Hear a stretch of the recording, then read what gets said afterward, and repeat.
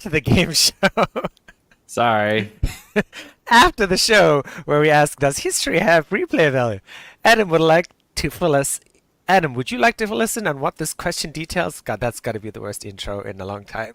That's okay. I mean, really, how can it be the after the show if there was no show to be after, right? Oh yeah, just Um, call it the show. the show, right? Okay, so, but yeah, I'd love to. So, for the sake of argument, we are not going to be limiting this to real world history, but also in universe history or canon for its respective games. And the question is, how strictly should games stick to pre established facts? For example, should they provide an accurate depiction of people, places, and events, or an optimal or a preferred depiction? So, or should they just throw that all the window and just have fun with it? So, really, that's the question. Should we stick with give an accurate depiction of reality, or give kind of a preferred depiction of reality? And I think that's a pretty good explanation. And just to expand a little further, with an example that Adam previously mentioned last week, which was Battlefield 5's decision to include female soldiers on the front line. Yes, and I should preface this by pointing out that women did serve in World War II, sometimes in combat roles, such as the Russian sniper. I'm going to butcher her name, Lyudmila Pavlichenko. Pavlichenko. Oh, you know how to say it. Okay, great, fantastic. So she had 309 confirmed kills. So women did serve. However, these were rare exceptions. These were not common, and very rarely were they in the front lines. But before I get into my opinions, Korean, would you like to give us yours? Sure. The pressure's on me, so I don't know how well I'm gonna take this out of the gate, but That's okay. I love playing devil's advocate, so I will give you all the fodder you need. all right. So to let our audience know, I mean, I already sort of gave Adam my one-liner as to my opinions about this topic. So I mean, basically, I'm gonna skip looking at the show notes.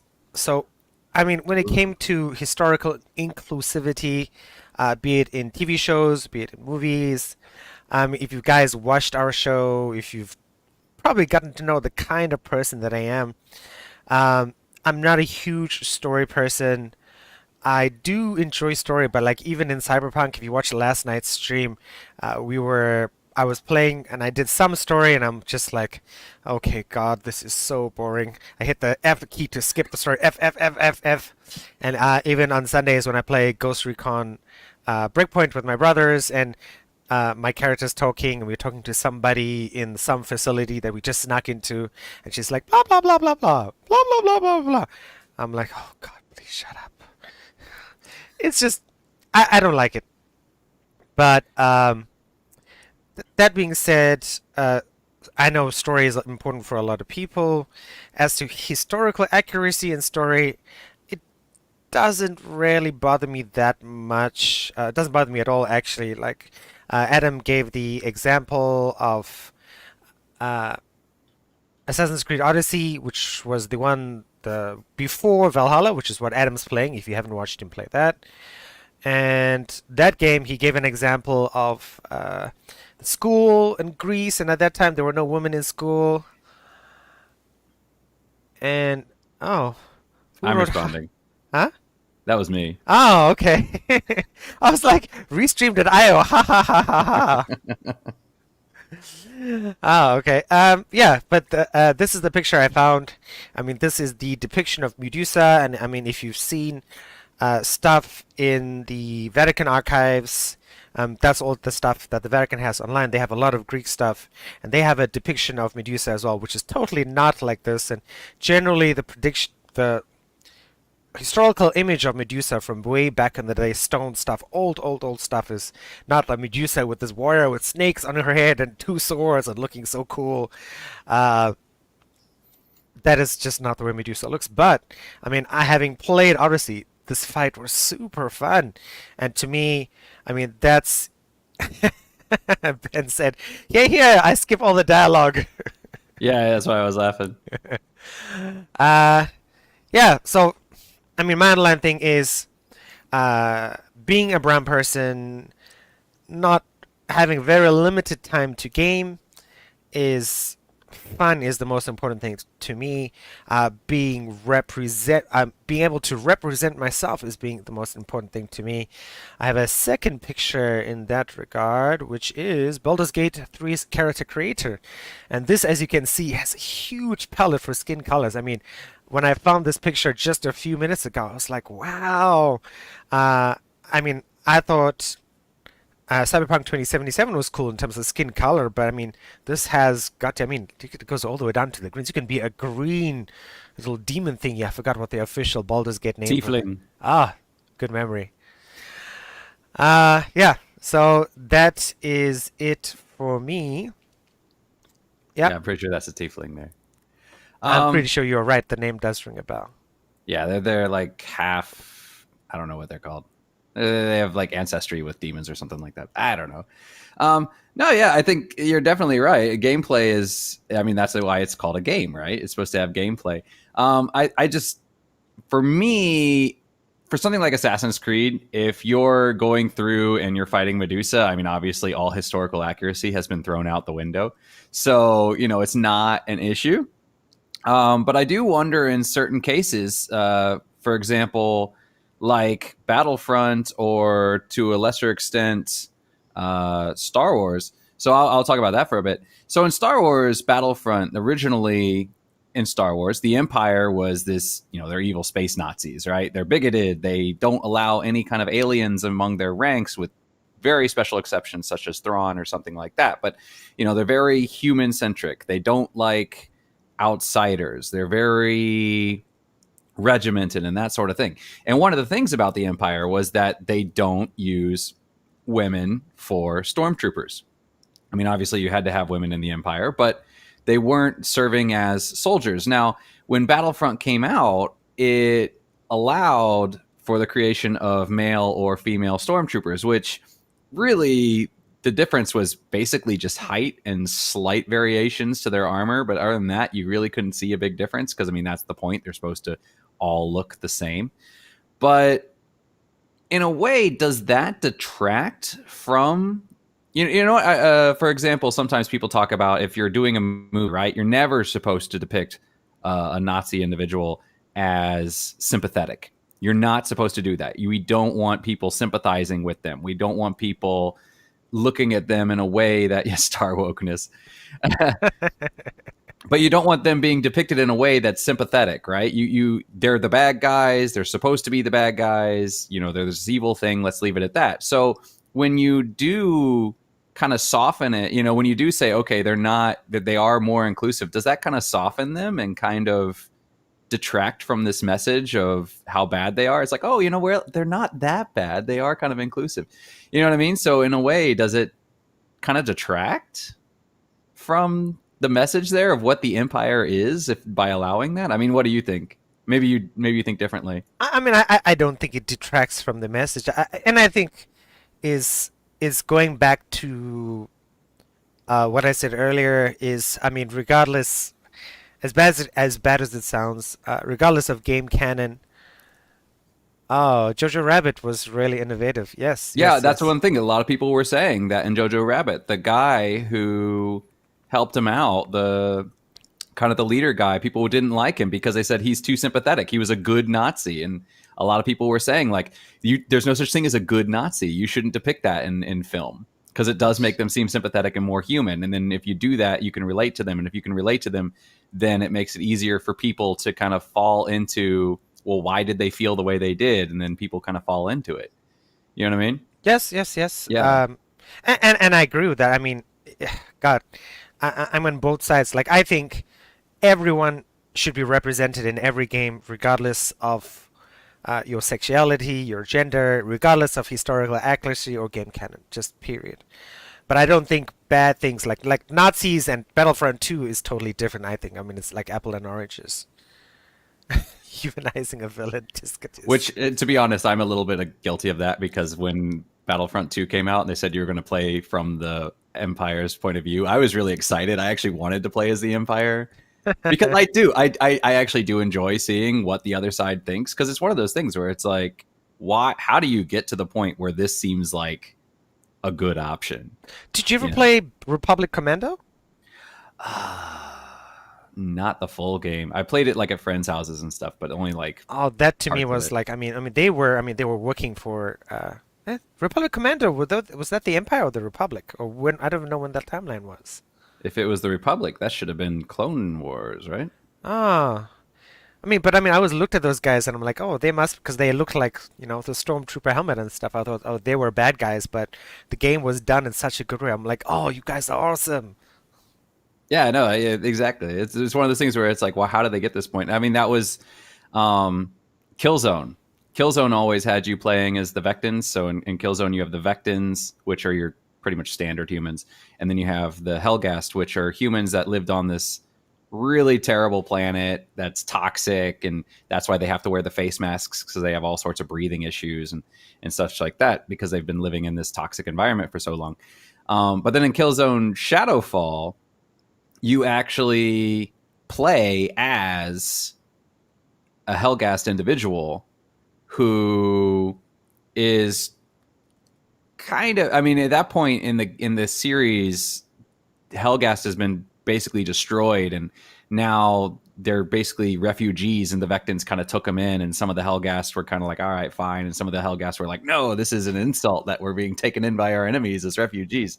And so she kind of played out in that role, but yeah, seeing the villain side is always for me interesting. But I understand that a lot of people do think it's very, very dangerous to empathize with villains. So True, but true. Uh, I mean, yes, but going back to like what you said is I don't think it's a in games and especially fictitious games. Now, when you come off into realism, like Wolfenstein series, I don't think bad people should be sympathized. Bad guys never think they're bad guys. it's Oh, never true. think they They are always bad think of guys. themselves as the heroes. Yes, yes, yes. I mean, yeah, if we had lost World War II, the Allies would be the bad guys in history. Totally true. So, which is kind of a scary thought. Yes. But but yeah, another. I mean, kind of back to what I was saying before too about how does that kind of detract from them in a game like. Okay, so I'll agree with you. In a game like Cyberpunk 2077, there is no reason not to be inclusive. I mean, this is a made-up world. Pretty much the only reason you wouldn't want it to be inclusive is because you personally don't want to be inclusive, right? So Sure. that makes perfect sense to me. In a game like Baldur's Gate, it's a fantasy world. We can create, I mean, we live among orcs and things like that. So there's really no reason not to be inclusive because we can do whatever we want, with the exception of if you do have a specific story that you want to tell. For example, in Skyrim, a lot of the Nords really don't like elves, right? But I Sure. mean, that's the point, right? That's the point they're trying to drive across. So in that regard, there's really no reason not to have some sort of inclusivity. But in the case of, say, Battlefield, right? Okay, so as I said, there were women snipers, and black people did serve. The Tuskegee Airmen were famous. I mean, they Yes. were the only. I don't know what they call it, division or whatever. They did an escort mission, I think, at one point, and they were the only group to never lose a plane. Nobody else ever did that. They are the only guys that did that, which is an amazing accomplishment, right? And so if you have if you made a game, say, about the Tuskegee Airmen, obviously that would be able to teach people about history. These are some of the, and you could address things. These are some of the troubles that black individuals had in being accepted. These are some of the things that they accomplished. These are things that they should be proud of. Things that history should be aware of, right? But then if you start going into, say, a game like Battlefield, and not in multiplayer. In multiplayer, I feel differently because in multiplayer, you do want to represent yourself, right? So if you want to create a Yes. character that looks like you, I'm totally fine in multiplayer. That's perfectly fine. That doesn't bother me at all. But if you were doing a game in the first player mode, right, and then you have individuals who are black running around and individuals who are, Chinese or Indian or whatever, in a way, by normalizing that, does that kind of detract from the real accomplishments that it made? Because in a way, that's like portraying history as, hey, it wasn't that bad. Things were okay. Look at how things were back then. And by that, it almost seems like, we're saying that, oh, it wasn't that bad. It was actually okay. Everybody kind of got along. We're not going to tell these stories. We're not going to tell you about the struggles that these people had to go to. We're not going to give you the difficulty of their lives. We're just going to present them like everything was fine back then. And doesn't that kind of detract from the real accomplishments that they actually made? I mean, wouldn't it be better if you wanted inclusivity to actually make a game dedicated to real events that occurred? I'm going to go with the opposite. I'm saying if you want to. Adam, Ben's question. Yes, I would say it is, because this is something that we need to address. So the question is, not to sound controversial, but is racism a plot device acceptable in your opinion? And I think that, yeah, it is, because, and then that is controversial. There are people that are going to completely disagree with me. But yeah, because I feel that this is a real issue, and I feel that glossing over it is basically ignoring the issue. And, I would think it would be great to have a game where you're playing as, say, a Tuskegee Airman, and he does have to deal with some of the issues that people are not trusting them, or showing that and showing the struggles that they went through. So I do think that could be, I mean, there are books about, The Color Purple is all about racism, right? Right? Or there's racism in it, right? Yes. I mean, that's the point of the book. It's written from a Black perspective. It's supposed to address some of these issues that people would not be exposed to if it's not in there, right? So for me, I think that it's important to tell these stories. So, I mean, I would say yes, in a way. I mean, I'm probably going to get a lot of hate for this now, but but I do think that these are things that should be told. And I think that by not telling them, it's basically shutting out. It's basically closing off a part of history that we don't like and we don't want to talk about. And so we just pretend like it doesn't exist. So as controversial as that's going to be, I'm going to get killed now. Nobody's going to ever watch our show again. I'm sorry, Korean. It's okay. I mean, I think it's acceptable as well, but I think in a certain genre of game, I mean, like the Battlefields, the Call of Duties, the story campaigns are minimal. I mean, these games are about the multiplayer, are about fun. I mean, you don't play a Call of Duty game or a Battlefield game for story. So I think Usually, yeah. Being inclusive, even in the single player side of these stories, it's not a bad thing. I mean, if you want to play, so a step further, maybe the fictional races are dwarves, elves, in the way. Oh, okay. He's got a point. I mean, in Witcher and in Dragon Age, look at how the elves are treated. True. I mean, you've played Dragon Age, right? Yes, yes. And you've seen the way the elves are treated in there. They have the elves that kind of live out in the forests, and they kind of like are distanced from society. They're not really seen. And then you have the elves that live in society, but they live in the slums. They live in the ghettos, and they're treated very, very differently. No, that's just fine. I mean, that's the whole point. We want interaction. So feel free to just interject whenever you feel. But yeah, so the elves. We're responding for people who are listening to the podcast and can't see chat here. This is for this, but no, yeah, the elves in the cities are very much seen by the elves that live out in the wilds as being, I forget what they call them, fen elves or whatever, but Fen they're elves, seen, yes. but they're seen as traitors. They're seen as like, these almost like pets to humans, like, oh, look, you've given up your noble nature and now you're just trying to please, it's the I don't know if I should do the impression, but that really racist kind of depiction of black people in certain things where they use words like massa, like that sort of thing. That's kind of how they're seen by the outside elves, that they're just kind of like eating humanity's scraps and they've lost all pride for themselves. So yeah, no, that's a really good point. Is and in this case, and he's right. I agree with Ben here. This might be a better way to deal with it than using And in that sense, you might be right. Maybe inclusivity in a realistic setting is better because we can pretend that our world is fine, but then still tell these stories in a way that's a little more palatable to people, because people do get defensive about it, right? So in this way, you know, if it's an elf, nobody's going to get defensive about it, but you can still kind of see the way that they're treated. Now, I know that the elves in The Witcher are treated really badly as well, but I do think Dragon Age probably did it a little bit better, in my opinion, just playing the two games. I felt like it was more of a...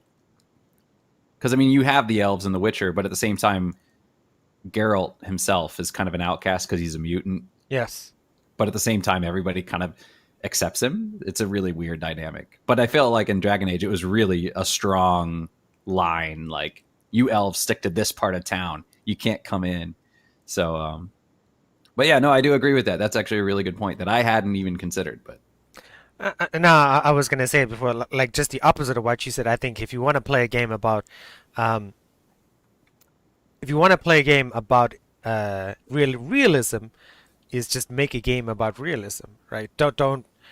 I think I've played Battlefields. I've heard about Battlefields. I mean, we're in our late 30s.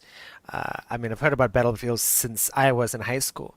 And Battlefields games, the first Battlefields were definitely much more realistic. But as they've wanted to open up to more people, more gamers, and especially female gamers, and I think that is really, really important. I mean, I've been teaching computer science for the last few years, and talking to my female students, finding the ones that actually game is really, really, really, really difficult. They tend to play games that are more traditionally focused on women and stuff, which is kind of terrible. I think gaming itself needs to open up much, much more. Be damned historical accuracy, or whatever. Because I mean, there are so many women in the world, and I think, and there's so many young women who would like to get into gaming, but just see gaming as this is a shooting game, and there's nobody who represents me. Why should I play it?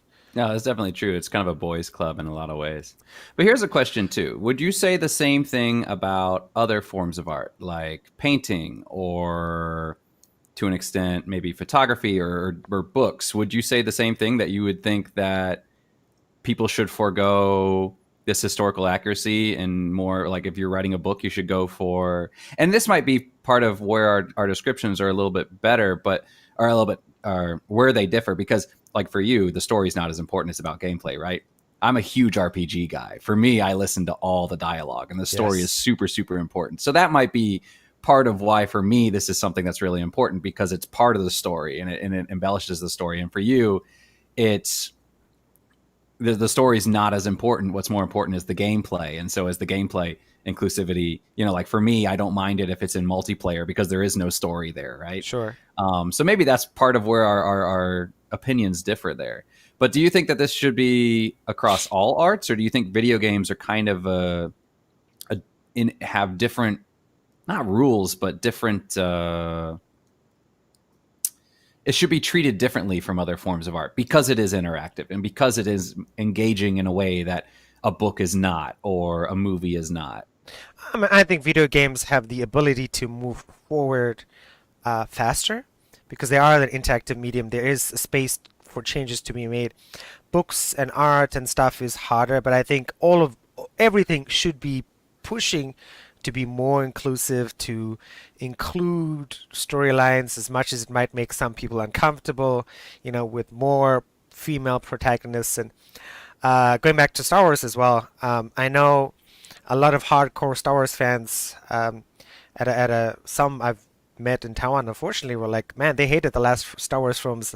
One of the guys was like, man, because all the women are so strong and all the men are so weak, and they need the women to help them. I'm like, this is literally what TV shows and movies have been since we were kids. The guy's our age as well. What's wrong with that? I mean, the guy has 3 daughters. Why would you not want your daughters to have cool, strong female figures, and see the men as weak? I don't mind being a weak man. That's fine. We've been in control for thousands of years. It's time for the woman to take control. Ben's got a good question here. Can Yes. we think of a big box release that's heavily historically or socially accurate? That's a good question. It's been a long time. Maybe some of the original Medal of Honors, like back on the PS2. I think they kind of tried to stick. Yeah, I I was mean, gonna say the granted, Medal they of were doing like, Honors. yeah, they were. I mean, they were sticking to big events like the storming of Normandy and that sort of thing. So I mean, Call of Duty's Battlefields, the original yeah, back in the early 2000s, late 90s. yeah. So I mean, they depict real battles, but again, that's kind of hard to say too because I mean, that's not looking at a very small scale. That's looking at a very big scale. And there are so many, like the storming of the beaches of Normandy is a huge thing. You have thousands of people running around. So on a big scale, it's very accurate. On a small scale, I mean, it's not following a specific person Yes. in their story. So yeah, I don't know. But that's also a good question. Should games or do games have the potential to be used as educational tools where we could actually, because I've seen there was a game and it wasn't like a full game, it was kind of a game, but it was designed specifically, I don't remember if it was by somebody with autism or if it was by somebody who had an autistic child, but the game was specifically designed to kind of give you an idea of what it was like to be autistic in a way.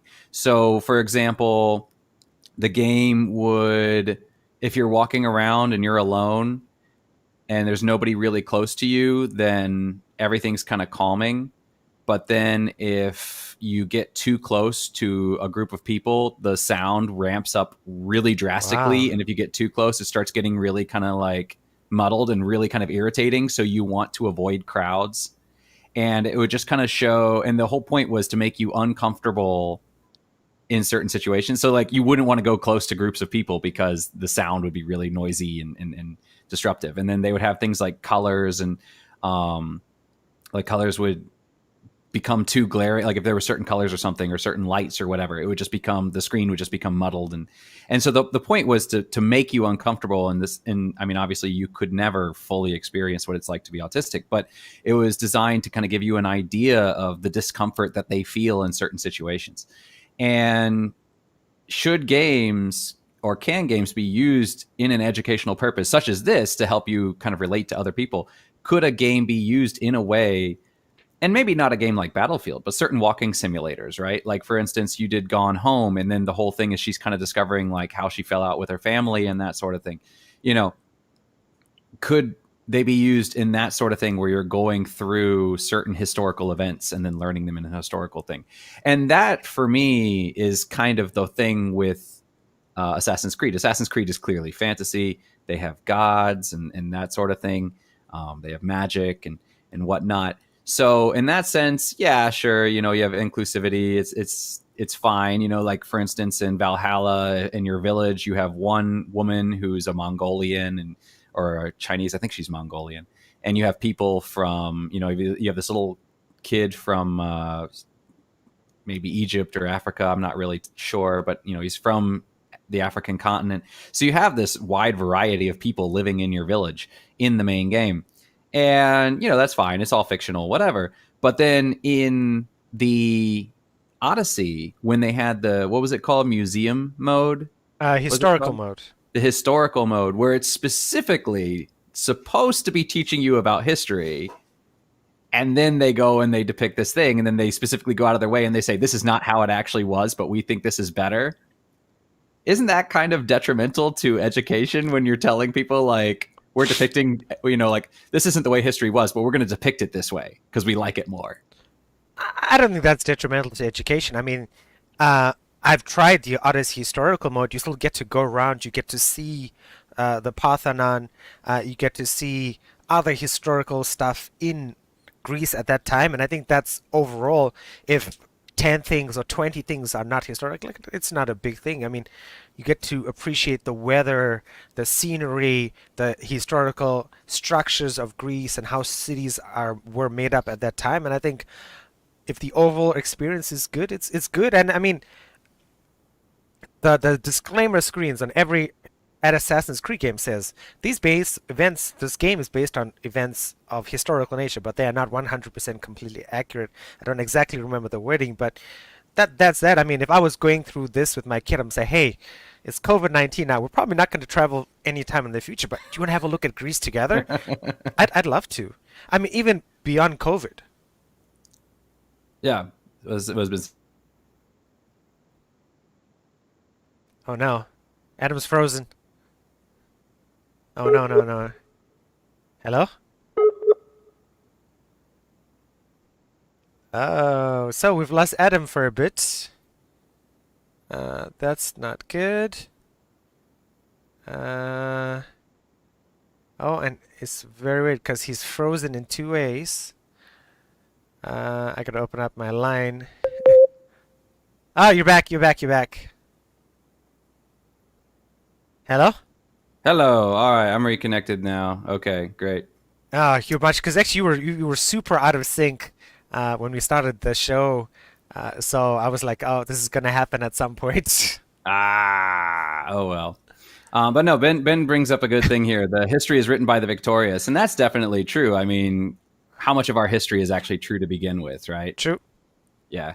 So so that's a good point. And yeah, you're right. Like if, for instance, in the Odyssey thing, it's literally just a picture on a vase, and that's less than 1% of the entire thing, right? Sure. So if they take that one liberty, then yeah, that's probably not a big deal. So yeah, it's a. But I mean, going forward, should games strive for historical accuracy, or should we say, you know what, it's purely for entertainment? Let's just leave it in the realm of entertainment.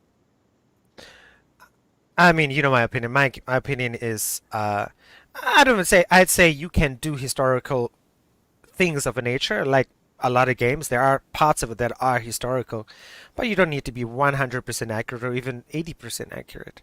I think if your kid's playing and most kids are smart enough to Google things, or if they're young kids, they're like, hey, mom, I saw this on this game.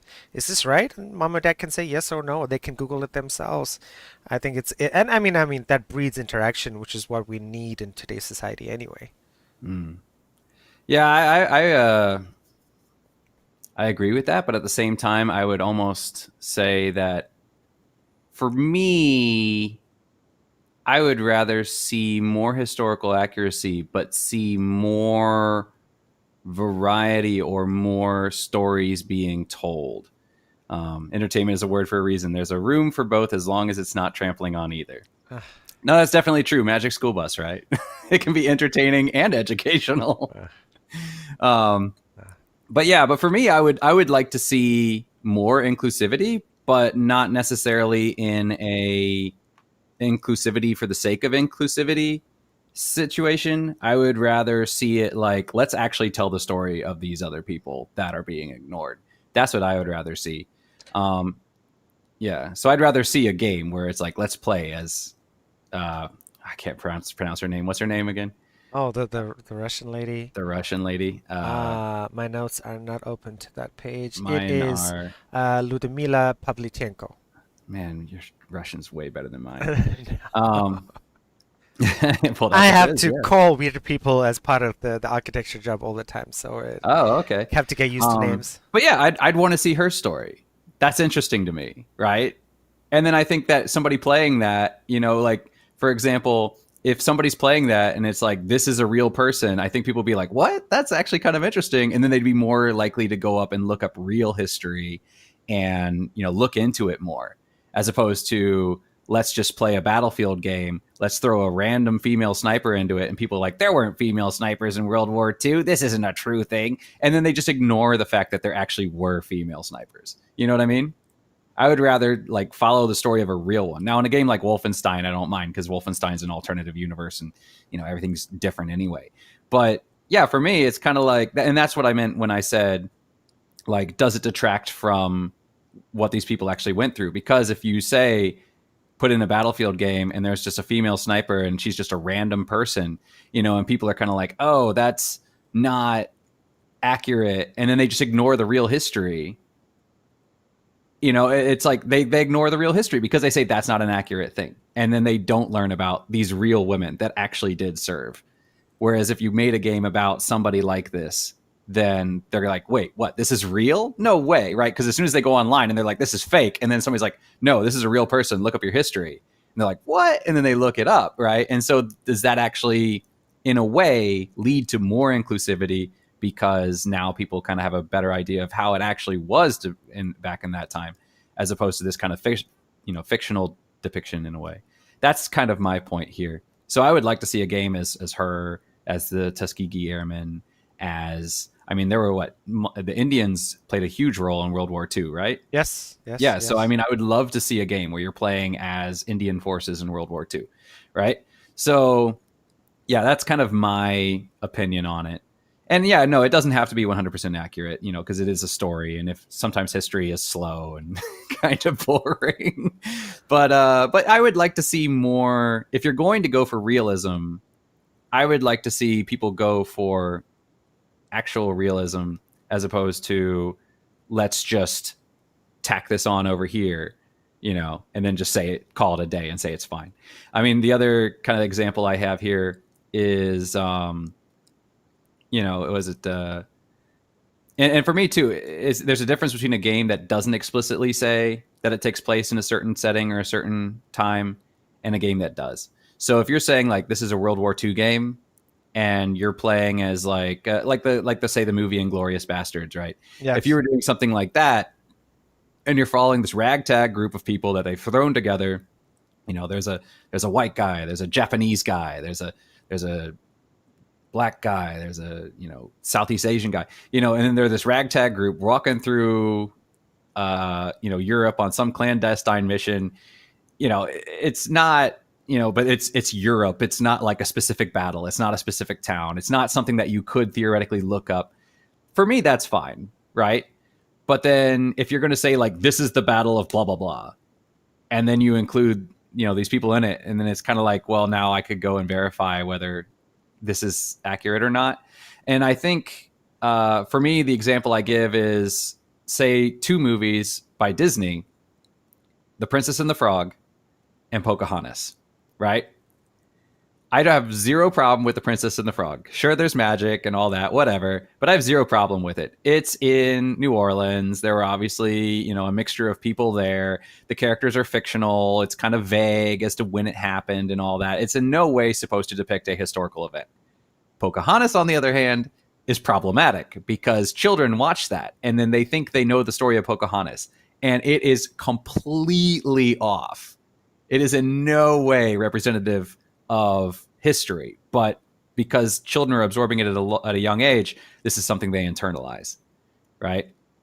And I think, so for me, something like that for a game, if you're going to say it should be at this point, it should be at this event, I would say you should try to stick to as historically accurate as you can, because people are impressionable and they are going to latch onto that. And, you know, that's, if it's more entertaining, even if you're not meaning to, your mind's going to latch onto it better. And you're going to remember the entertaining history more than the actual history. And for me, that's worrisome. That's true. And I mean, I mean, I know Pocahontas was not real, but I mean, I think it's still a fantastic, you know, nice, positive, happy movie. And it is, but you could have named it anybody. It didn't have to be Pocahontas. See, if they had named it, if they had made the same movie and it wasn't Pocahontas, it wasn't John Smith, it wasn't Jamestown, right? It was just some random, you know, if it was, I don't know what her name would be, but, you know, and I mean, growing up in Virginia, where Jamestown was founded, this is a really big part of the history that we're taught all throughout, I think, like 4th grade. So for me, it was like really like, whoa. Because I mean, maybe for somebody who's like from, you know, Montana or something, doesn't learn so much about this. But being in Virginia, this was something that we definitely learned about. And so, you know, if they had changed her name to something else, if he wasn't John Smith, if his name was, you know, Clint Eastwood, Barkwood, or yeah, I was going to say Eastwood, Clint Barkwood or something like that, right? And, you know, it wasn't Jamestown, it was Georgetown, or, you know, Georgeville or something like that. I would have had no problem with it. It would have been fine. It would have been, I mean, obviously people could still say it's racially offensive, but overall I would have been like, okay. But the fact that they say it's Pocahontas, I'm like, no, why did you do that? You know? So for me, that bothered me.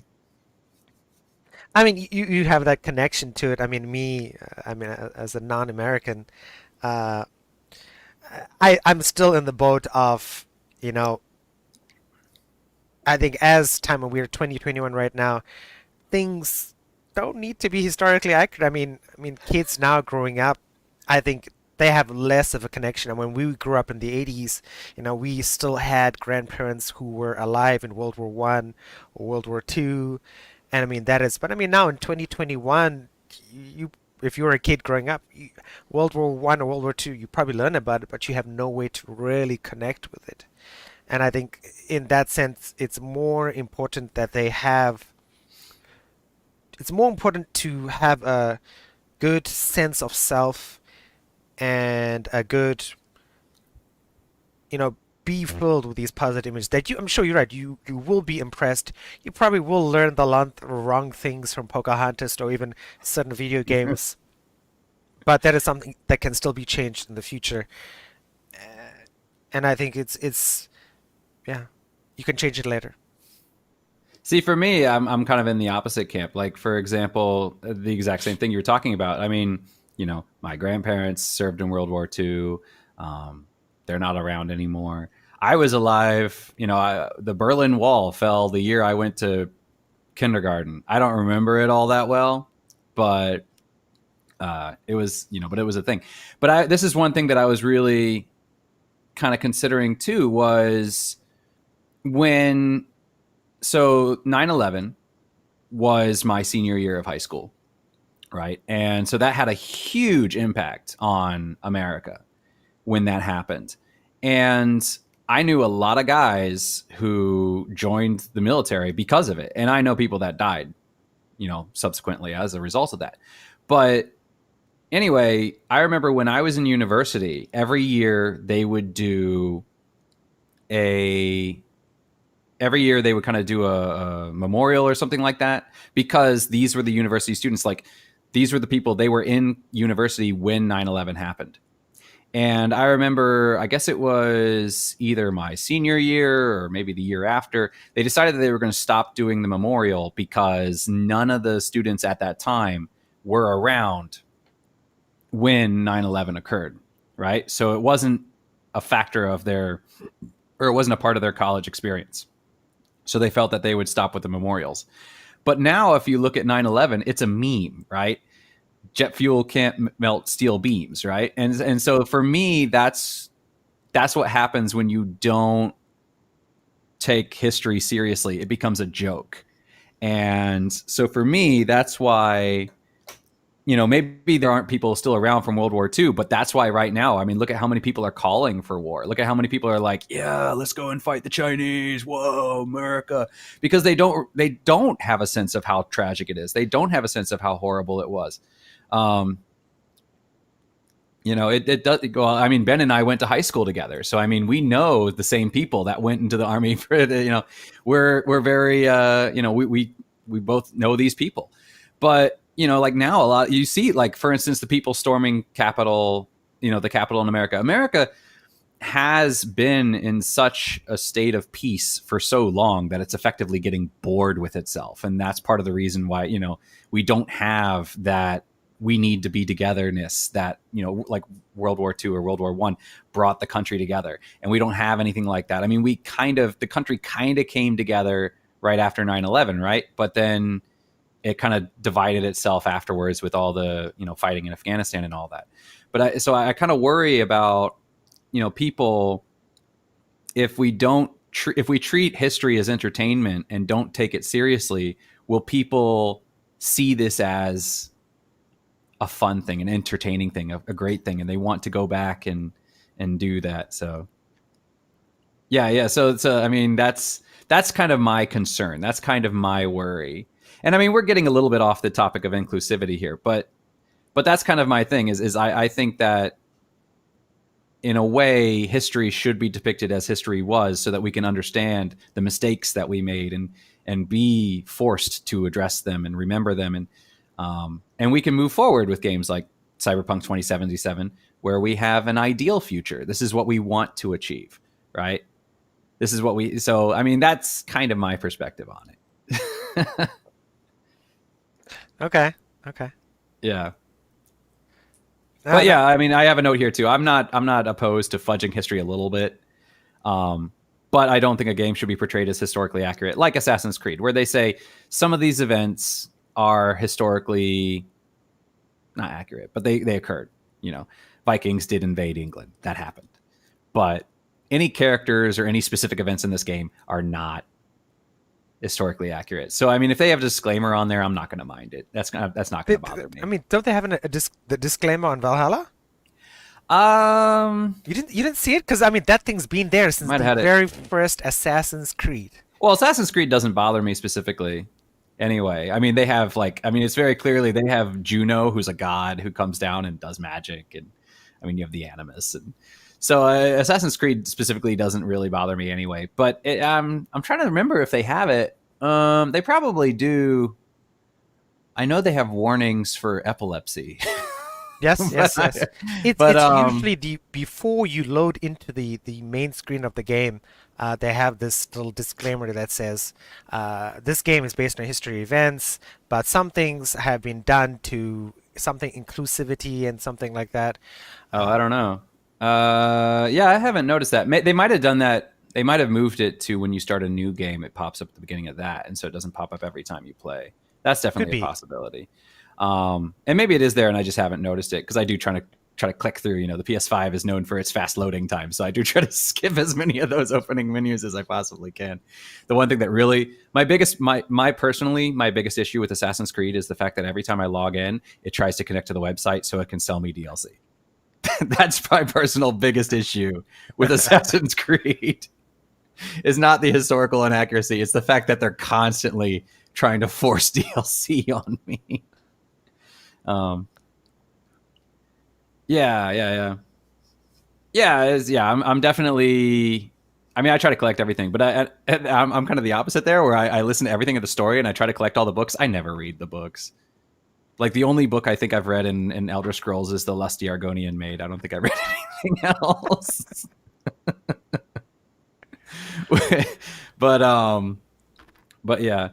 Okay, but so moving on, we're running a little bit short on time here. So, what do you feel about games that have canon, though? Do you feel like, for instance, we were talking a little bit about Star Wars. Um, so, do you think that retcons can be used effectively? What is a So retcon? retcon is when you go back.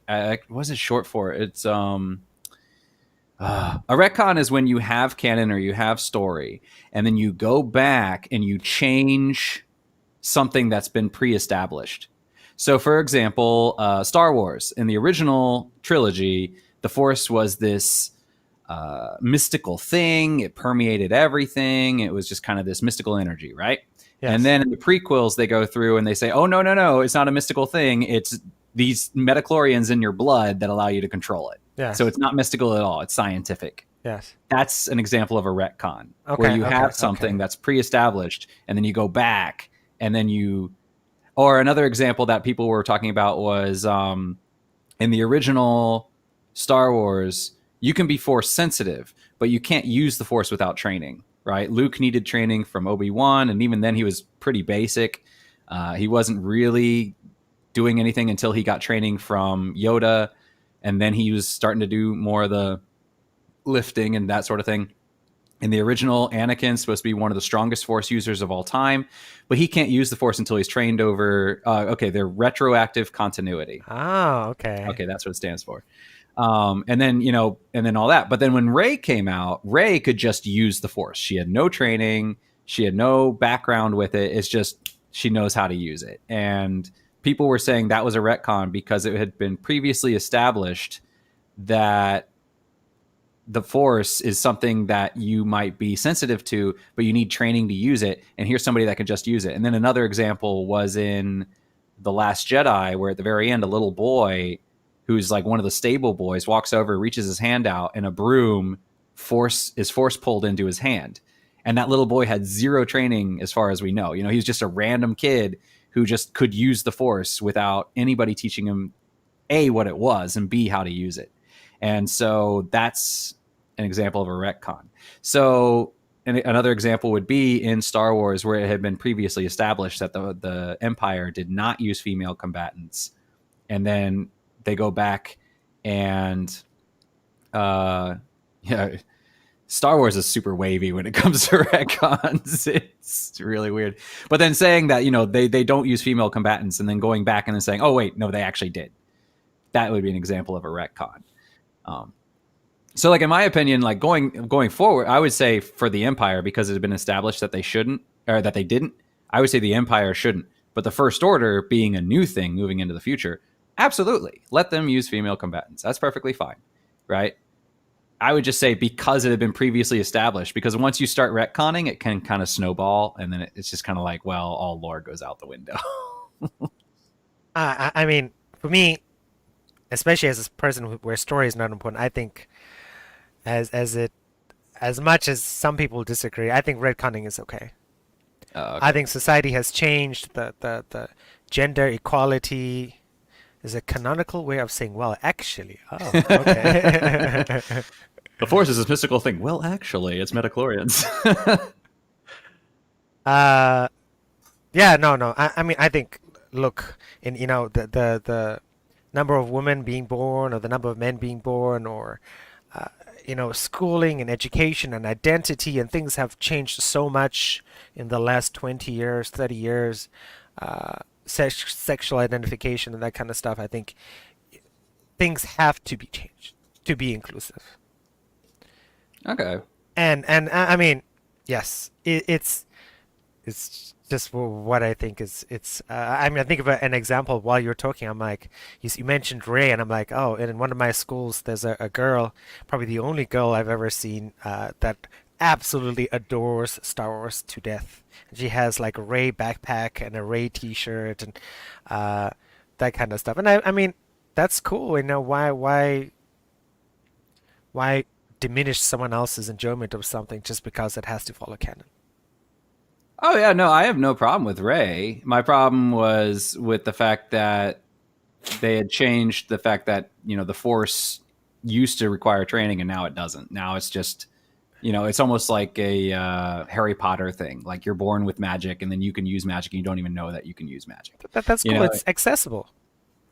It is accessible, and it allows Disney to change up the stories. But I mean, and I've heard actually people saying that in the books, it is explained as that with the fall of the Empire, and because Luke, they're supposed to be balanced in the Force, so light and dark are supposed to be in equal measure. And when the Empire died, the dark side kind of faded out and light kind of overtook it, and the Force fundamentally changed. And that's why people now can use the Force differently than they can before, because the Force itself has evolved. So, I mean, if they had explained that, I'd be like, okay, fine, whatever. And I'm fine with Rey, because, again, Rey is moving forward. And there were female Jedi back in the Old Republic, and we saw female Jedi in the prequels, and was it Ashoka Tano? In Yes. the Clone Wars is female. So I mean, there's midichlorians is a dirty word, Disney. Yeah, Disney doesn't talk about midichlorians anymore, do they? Oh no, the midichlorians predates Disney. Midichlorians was added in the prequels, which was before Disney acquired it. And in fact, if you go, you can look up an interview with George Lucas, and he had an idea of what he wanted the sequel trilogy to be, and it is so much worse than the Disney trilogy. Basically, he said there was these things called the I think they called them the Wisps or the Willows, and I was like, Willows or Wisps, I don't know. But these things would eat midichlorians, and there was something about like people would have to go microscopic or something, and they're fighting the Wisps. It's awful. It's awful. No. Yeah, that was a George Lucas retcon. That wasn't a Disney retcon. But yeah, I have no problem with Rey. I just had a problem with how easily she was able to, and not just her, but like that little kid who can pull the broomstick. It's kind of like, why do we even need Jedi? You could just have random people out in the universe using Force left and right. Nobody needs training anymore. Accessibility, giving people the idea that you have the potential inside of you, the positive spin on things. Yeah. But I mean, I guess, and this goes into our differing opinions on what kind of stories we like. I mean, for instance, going into comics, Korean really likes Superman stands for truth, justice, and the American way, and the heroes always win, and there's always Hell goodness. yeah. And Korean's really into that kind of like the golden age of comics, and I'm very much, I like the gritty kind of like one of my favorite scenes in the new what was it, Batman versus Superman? Was that the one with Ben Affleck? Yes, Batman Okay. versus Superman. I loved the opening scene of Batman versus Superman. I didn't like the movie that much, but I love the opening scene where it's Superman's fight with Zod, and it's told from the perspective of somebody on the ground as the buildings are collapsing, falling down. People are dying left and right.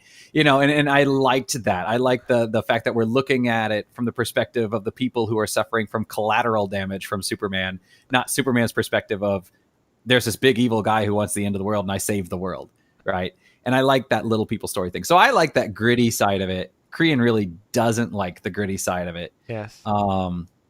And so because of that, maybe that's part of the reason why, for me, I don't like I like the idea that the Force is something that you have to be trained in. It's something that, it gives it kind of more of a realistic spin, and it's not this everything's wonderful and everybody can use the Force kind of thing.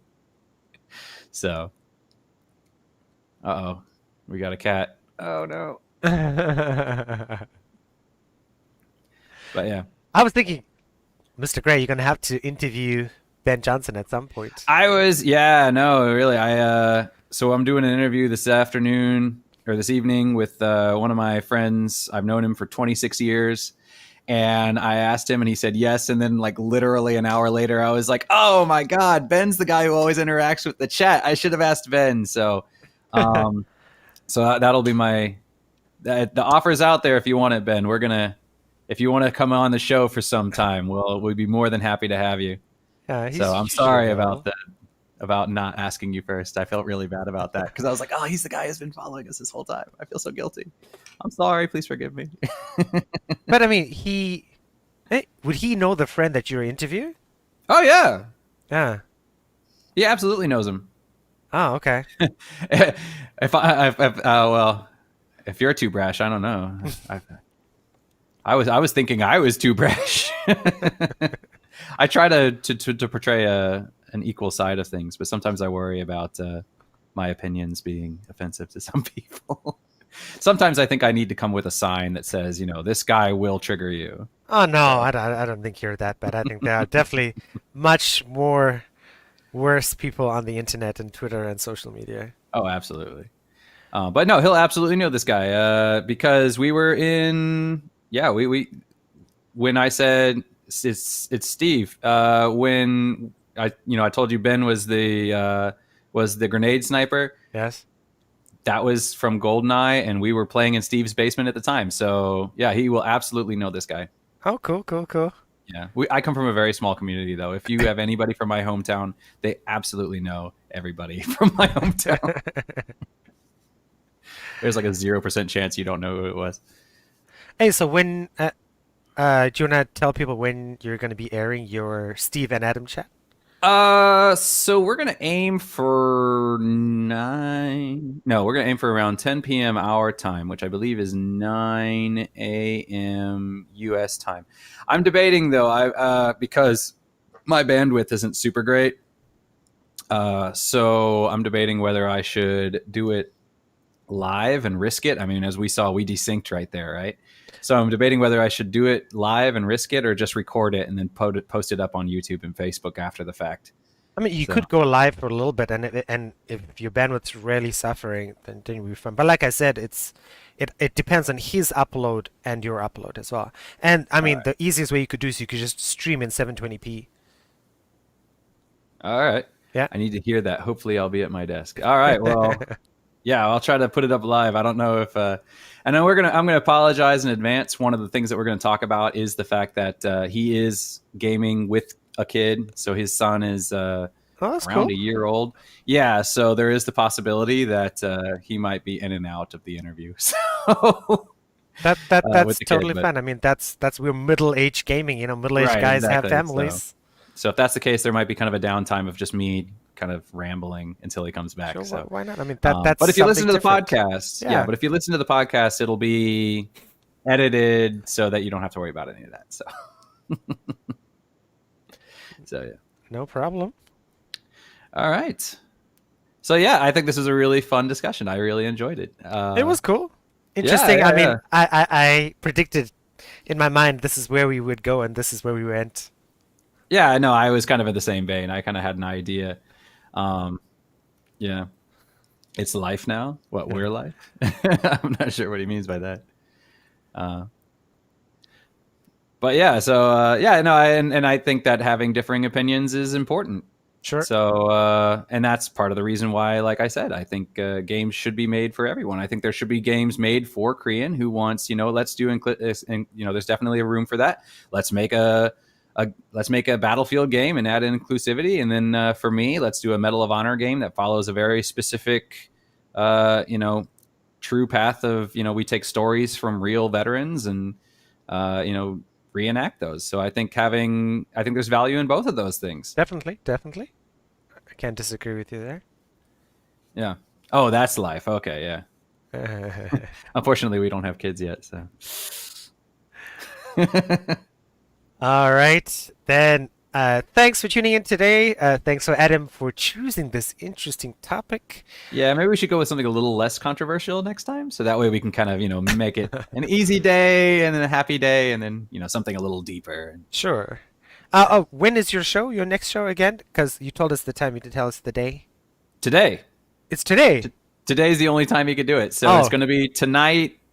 For us, it'll be tonight at around 10 p.m. okay. For people in the States, it'll be around 9 a.m. U.S. Eastern time.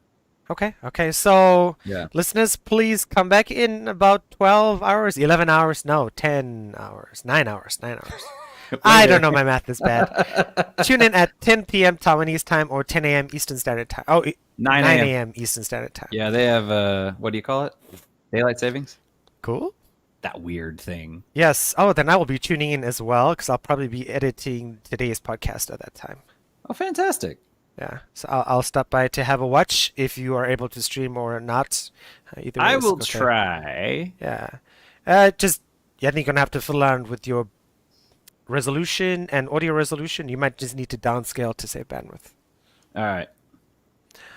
Cool. All right, then please check us out on Middle Age Gaming 2020 at Twitch. I'm sorry, I keep touching my nose. My nose itches in allergy season. Middle Age Gaming on Instagram, Middle Age Gaming Aged on Twitter, Middle Age Gaming 2020 on Facebook, and email us directly at middleaged, A-G-E-D, gaming 2020 at gmail.com. And check us. Yeah, we'll be waiting. That's what you wrote. I know. I wasn't looking at the script. All right, and see you guys in a few hours. Thanks, Ben. You have a good evening and a good rest. All right, and see you guys later.